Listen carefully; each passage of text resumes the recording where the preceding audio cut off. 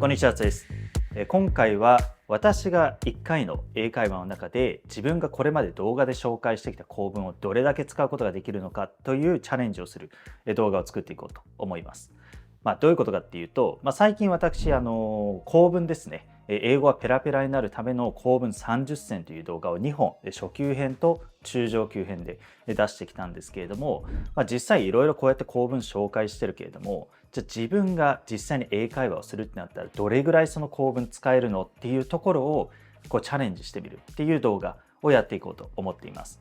そうすることでこの構文紹介した構文が実際に英会話の中でどんな感じで使われるんだろうっていうところもより見せることができたらいいなというふうに思っています。で、今回は初級編のこの30選の方をベースに会話をしていこうと思います。で、また中上級編はね、いつかどっかのタイミングでこれもやりたいと思ってるんですけれども、今回は初級編に絞ってやっていきます。はい。で、今回はオンライン英会話のCamblyを使って英会話の先生と一緒にですね、普通に会話をしながらどれぐらいこの構文をねじ込めるのかやってみようと思います。で、この動画見ていただく前に、この前こちら私が投稿した30選の動画ですね。で、初級編に関しては構文という2文字。で、中上級編に関しては中級構文っていうこのキーワード、4文字のキーワードですね。2文字と4文字それぞれ私の公式 LINE に入れていただくと、もう本当にね、たくさんの例文と一緒に解説も含めた有料級のテキストを皆さんに無料で今配布していますので、もしまだ手に入れてないっていう方はですね、ぜひぜひそちらも手に入れて自分もこういったチャレンジやっていただければと思います。ではやっていきましょう。Are there any questions or topics that you want to go through, or? So I just wanted to have a casual conversation with you. It's always really interesting to communicate with new people for me. So yeah, anything is fine. I wanted to just ask you. I think when I was younger, I think a lot of kids wanted to, especially Gen Z, right? Our generation, they always wanted to be YouTubers. Right, when you were younger, what made you start your channel? What motivated you? It's interesting that you asked me that question because I'd never thought of becoming a YouTuber, but I kind of ended up becoming a YouTuber. So I started my channel about 13 years ago. That time I was just studying English in Japan. I'm originally from Japan, by the way, and I was, living in the countryside of Japan, so I didn't have much interaction with foreigners who could speak English. But it was just so exciting that I was able to kind of make myself public by posting videos where I was actually teaching Japanese to English speakers. I took it as an opportunity to connect myself with people around the world. But eventually the platform itself got bigger and bigger, as you know. And I started being called a YouTuber about 5 years ago.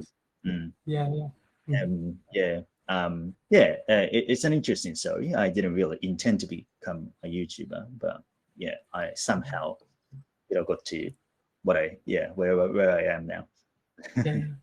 I think it's awesome. I think you have a lot of freedom and you get to use your creativity, right? I'd say so. There is, of course, a lot of risk to it because there are just so many newcomers to the platform. But it's too exciting to stop. It's such an interesting platform, and it's great to be part of it. So I'm not quite confident enough to say that I'll be able to be there forever, but I'm just trying to do my best. I really find it interesting and exciting to be able to, for instance, work with different YouTubers as well. If you don't mind, maybe this is a little bit of a private question, but how did your parents feel? Because I know in Japan you're very conservative, right? I guess a conservative country. My parents are not against what I'm doing at all, thank God. So my parents are always supportive of what I do, and they have this policy that their kids should be doing what they believe what they should be doing. I think they're happy about me doing what I'm doing now. I used to think trying to make a living out of just being a YouTuber was such a risky idea that I shouldn't really commit to it. But now that I'm pretty used to making videos and creating my own content and making money out of it, I have no regrets at all. There's no cap, right? You can always get bigger, more popular. Yeah, like you said, with a normal job, every day feels the same, right? You're always making the same or similar to the same salary, etc. To each their own, right? Like some people prefer to have stable income and enjoy their free time, like spend their time, hanging out with their friends. But on the other hand, there are some people who like kind of like trying to unlock their potential, trying to make something new that nobody has invented before.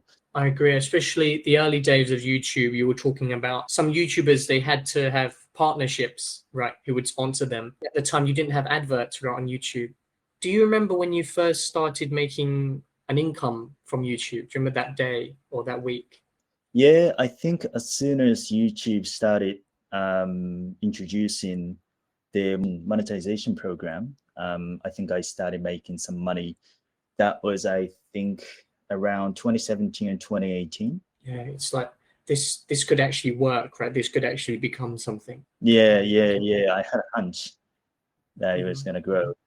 I didn't know if it was going to succeed really, and I was like always wondering if this is really the right path to take. But I'm happy with my own decision. Definitely, I'm so happy for you. What do you want to do with your content? What does your content mean to people? How do you want to impact people with what you create? It actually took quite a long time for me to be able to communicate in English because I wasn't really exactly sure how to study English. So I really want to convey effective and efficient ways to learn English because I think that I would have been able to grow a lot faster if I had known those methods that I kind of like, structured myself over the course of my English learning journey. That's one thing. I really want to help them like efficiently learn English so that they can minimize the amount of time that they spend on studying English so that they can spend the saved time on something else to build like a different skill. It's so hard to really identify what's wrong in the process of learning English. So I really want to kind of like create videos so that they can more easily be able to see what's wrong with their learning method so that they can like improve themselves like without being helped by someone else.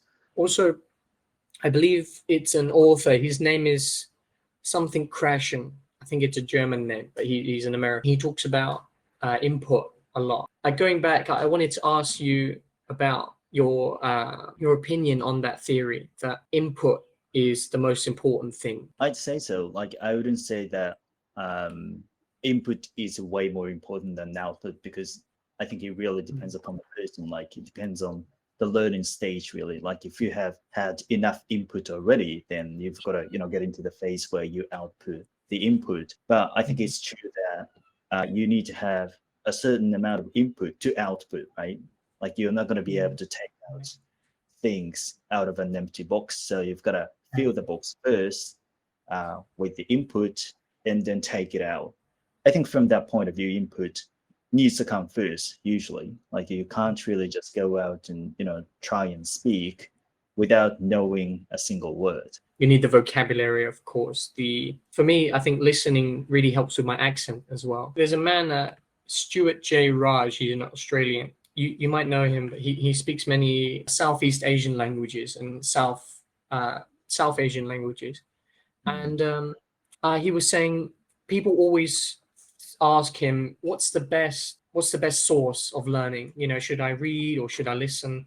And he says you should try and get everything from everywhere. So he's basically saying that like any exposure can become a source of learning. Is that what he's saying? Definitely. It kind of takes over your life, right? Language. I'm not sure if you noticed that. Like you start listening to the music and you're seeing the words everywhere. Right. Yeah. All the time in your thought process, like there is an element of like linguistic analysis, right? So I'm still an English learner. So even living in Japan, like when I come across a word on the wall or like, when I see a sign written in English, like it becomes a learning opportunity because I start reading it like with the right pronunciation, like what's the grammar structure, what are the words, is there any word that I don't understand, so every single thing that I come across that's connected to English becomes a learning opportunity.